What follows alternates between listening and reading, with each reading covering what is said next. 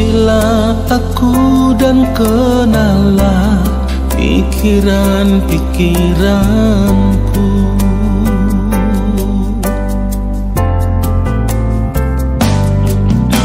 Selidikilah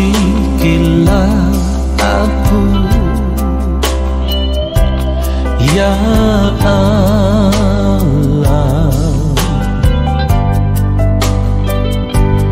dan kenalah hatiku. Ujilah aku dan kenalah pikiran-pikiranku.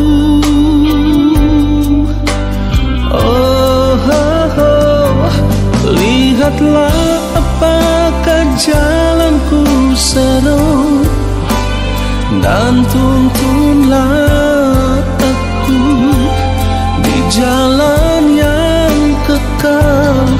Lihatlah apakah jalanku seru, dan tuntunlah aku di jalan yang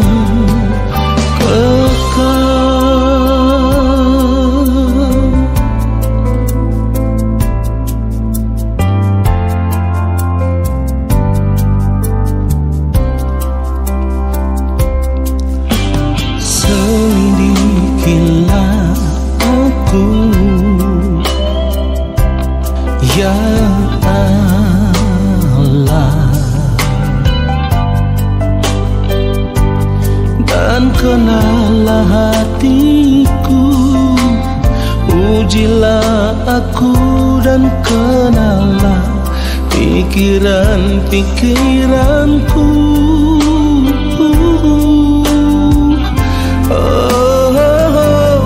Lihatlah apakah jalanku seru, dan tuntunlah aku di jalan yang kekal. Lihatlah apakah jalanku seru, dan tuntunlah aku di jalan yang kekal.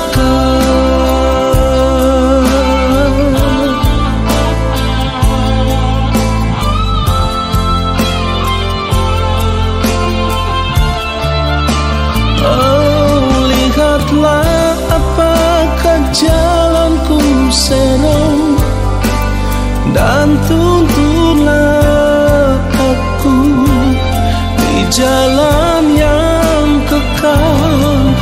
Lihatlah apakah jalanku seru, dan tuntunlah aku di jalan yang kekal, dan tuntunlah aku di jalan yang kekal.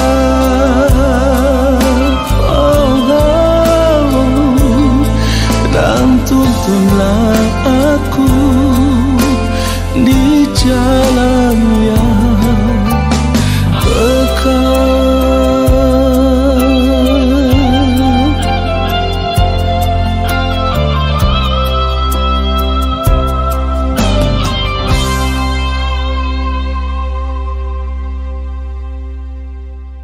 Baiklah, mari kita siapkan hati kita, mari kita berdoa. Yang Maha Mulia Allah Bapa di dalam kerajaan sorga, kami mohon belas kasihan Bapa mengurapi setiap kami saat kami mendengarkan kebenaran firman-Mu ya Tuhan. Dan biarlah di dalam kebenaran firman-Mu itu kami hidup, dan hidup kami memuliakan Bapa di sorga. Di dalam nama Tuhan Yesus Kristus kami berdoa. Haleluya. Amin. Saudara yang dikasihi oleh Tuhan Yesus Kristus, kita akan membaca kebenaran firman Tuhan. Yakobus pasal 4 ayat 1. Dari manakah datangnya sengketa dan pertengkaran di antara kamu? Bukankah datangnya dari hawa nafsumu yang saling berjuang di dalam tubuhmu? Saudara yang dikasihi oleh Tuhan Yesus Kristus, satu hal yang harus kita sadari, musuh terbesar dalam hidup kita adalah diri kita sendiri. Dan itulah yang harus kita perangi. Artinya begini, kita harus berjuang untuk mengalahkan diri kita sendiri yang telah dipenuhi dengan hawa nafsu diri, di mana di dalamnya dipenuhi dengan berbagai keinginan-keinginan diri yang tidak sesuai dengan kehendak Tuhan. Kalau firman Tuhan katakan, dari manakah datangnya sengketa dan pertengkaran di antara kamu? Bukankah datangnya dari hawa nafsumu yang saling berjuang di dalam tubuhmu? Di sini kita bisa mengerti bahwa betapa berbahayanya hawa nafsu diri yang berjuang untuk menguasai tubuh kita. Itulah kenapa kita harus berjuang untuk memeranginya. Sebab oleh hawa nafsu diri itulah maka akan timbul rasa iri, akan timbul dengki, dendam, kebencian, amarah, bahkan sampai pada puncaknya akan menjadi kepahitan di dalam tubuh kita. Dan hal ini terjadi ketika kita melihat keadaan orang lain lebih baik dari kita, dan keadaan diri kita tidak seperti yang kita harapkan, tidak sesuai dengan apa yang kita inginkan. Itulah yang sangat berbahaya bagi tubuh kita, saudaraku. Yakobus pasal 4 ayat 2 firman Tuhan katakan, kamu mengingini sesuatu tetapi kamu tidak memperolehnya. Lalu kamu membunuh, kamu iri hati tetapi kamu tidak mencapai tujuanmu. Lalu kamu bertengkar dan kamu berkelahi. Kamu tidak memperoleh apa-apa karena kamu tidak berdoa. Saudara, dari kebenaran ini kita bisa menemukan satu kunci kehidupan yang benar, yaitu berdoa. Artinya, sebagai orang percaya kita harus mau membayar harga dengan memberikan waktu khusus untuk duduk diam di kaki Tuhan, berdoa, membangun persekutuan yang intim dengan Tuhan setiap hari. Karena ketika kita berada di dalam doa, ketika kita ada dalam persekutuan dengan Tuhan setiap hari, maka kita akan mengalami Tuhan. Lalu Roh Kudus akan memberikan kepekaan kepada kita. Roh Kudus akan mengajar kita, membuat kita semakin mengerti apa yang menjadi kehendak Tuhan yang harus kita lakukan. Nah, saudaraku, kalau kita menjadi orang percaya yang tidak mau membayar harga, ada di dalam doa khusus setiap hari, membangun persekutuan dengan Tuhan setiap hari, maka kita tidak akan pernah mengerti apa yang Tuhan mau atas hidup kita, apa yang harus kita lakukan sesuai kehendak Tuhan. Nah, pada akhirnya semua tindakan hidup kita hanya dipenuhi dengan hawa nafsu diri sendiri. Kalau kita hidup lalu tubuh kita ini hanya dipenuhi dengan hawa nafsu diri, saudaraku, maka kita akan begitu gampang menjadi orang yang iri hati. Kita akan begitu gampang merasa dengki terhadap orang lain. Bahkan seperti yang firman Tuhan katakan, kalau kita tidak memperolehnya maka kita akan membunuh. Nah, saudara yang dikasihi oleh Tuhan Yesus Kristus, jelas keadaan ini akan melahirkan pertengkaran dan perkelahian. Yakobus pasal 4 ayat 3, firman Tuhan katakan, atau kamu berdoa juga, tetapi kamu tidak menerima apa-apa karena kamu salah berdoa. Sebab yang kamu minta itu hendak kamu habiskan untuk memuaskan hawa nafsumu. Perhatikan baik, saudaraku. Ini yang paling banyak terjadi dalam kehidupan orang percaya. Sebab selama ini yang kita pahami, berdoa berarti saat dimana kita menyampaikan keinginan kita kepada Tuhan, atau menyampaikan permintaan kita kepada Tuhan, dan berharap supaya Tuhan menuruti semua permintaan kita. Lalu ketika semua itu sudah terkabul, maka kita bisa hidup menuruti keinginan diri dan hawa nafsu diri kita. untuk menikmati kesenangan hidup seperti yang dunia tawarkan. Nah, inilah yang saya katakan sangat berbahaya untuk kehidupan kita, saudaraku. Saudara ingat baik, Tuhan tidak pernah menghendaki akan hal ini. Sebab Tuhan tidak ingin melihat anak-anaknya binasa karena hidup hanya menuruti hawa nafsu diri yang menyesatkan. Nah, di sisi lain, kita harus mengerti bahwa doa itu bukan sekedar meminta kepada Tuhan, tetapi doa adalah sarana di mana kita bisa berdialog dengan Tuhan, ya. Doa itu seperti itu, kita bisa berdialog dengan Tuhan.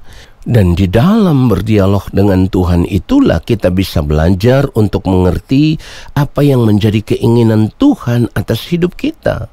Dan dengan mengerti akan keinginan Tuhan, kita akan berjuang untuk hidup benar.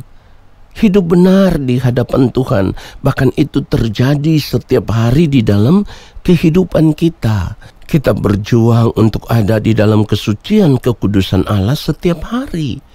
Saudara, kalau kita melihat Ibrani pasal 5 ayat 7, firman Tuhan katakan dalam hidupnya sebagai manusia, ia telah mempersembahkan doa dan permohonan dengan ratap tangis dan keluhan kepada Dia yang sanggup menyelamatkannya dari maut.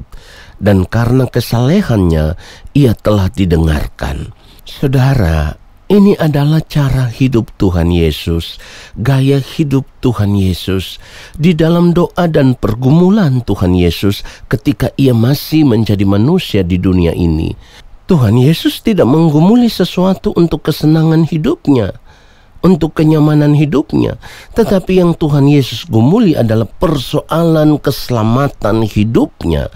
Artinya bagaimana ia bisa kuat dalam menghadapi penderitaan yang harus ia tanggung. Sehingga lewat semua itu Tuhan Yesus bisa menyenangkan hati Bapa di sorga. Tuhan Yesus tidak berdoa untuk meminta kenyamanan hidup dunia, tidak meminta kesenangan hidup dunia, tetapi yang diperkarakan adalah perkara kehidupan kekal, yaitu keselamatan hidupnya. Nah, saudara perhatikan itu. Berbeda dengan kita yang saat ini, kalau kita berdoa, yang kita persoalkan adalah bagaimana Tuhan menuruti keinginan-keinginan kita, hawa nafsu diri kita, supaya kita bisa mencapainya.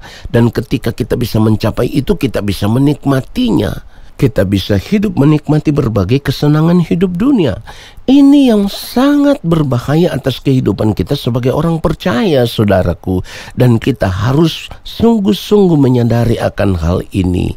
Nah, saudara yang dikasihi oleh Tuhan Yesus Kristus, Ibrani pasal yang kelima ayat yang ke-8 firman Tuhan katakan, dan sekalipun ia adalah anak, ia telah belajar menjadi taat dari apa yang telah dideritanya. Saudaraku, pertanyaannya sekarang adalah, seberapa taatnya kita saat ini? Seberapa taatnya kita ketika kita ada dalam satu penderitaan hidup? Sebab pada dasarnya ketika kita ada dalam penderitaan, biasanya kita lalu kecewa sama Tuhan. Kalau apa yang kita doakan, apa yang kita minta, apa yang kita inginkan tidak dijawab oleh Tuhan sesuai dengan keinginan hati kita, kita akhirnya memilih untuk mundur dari Tuhan, meninggalkan Tuhan. Nah, saudara yang dikasihi oleh Tuhan Yesus Kristus, jika demikian, bagaimana mungkin kita bisa hidup sama seperti Tuhan Yesus telah hidup? Oleh sebab itu kita harus berjuang untuk melawan hawa nafsu diri kita, supaya kita tidak lagi hidup menuruti hawa nafsu diri kita, tetapi kita berjuang lalu kita tetap hidup di dalam kebenaran Tuhan, hidup di dalam kesucian kekudusan Tuhan. Kiranya kebenaran firman Tuhan ini menyadarkan kita semua. Haleluya, amin. Saudara, mari kita angkat tangan di hadapan Allah Bapa di sorga dan kita akan menerima berkat-Nya. Bapa yang Maha Kudus, Allah yang Maha Mulia, terima kasih untuk kebenaran firman-Mu yang sudah menyadarkan kami. Saat ini kami semua mau mengangkat tangan di hadapan Bapa di sorga. Kami percaya Allah Bapa di sorga akan menurunkan tangan dan memberkati kami semua. Turunlah atas kehidupan kami segala berkat kasih karunia daripada Allah Bapa di sorga. Rahmat cinta kasih yang berlimpah-limpah dari Gembala Agung yang mulia Tuhan Yesus Kristus, di dalam persekutuan yang manis dengan Roh Allah yang kudus, menyertai langkah hidup kami dan memberkati kami sekarang dan sampai selama-lamanya. Amin.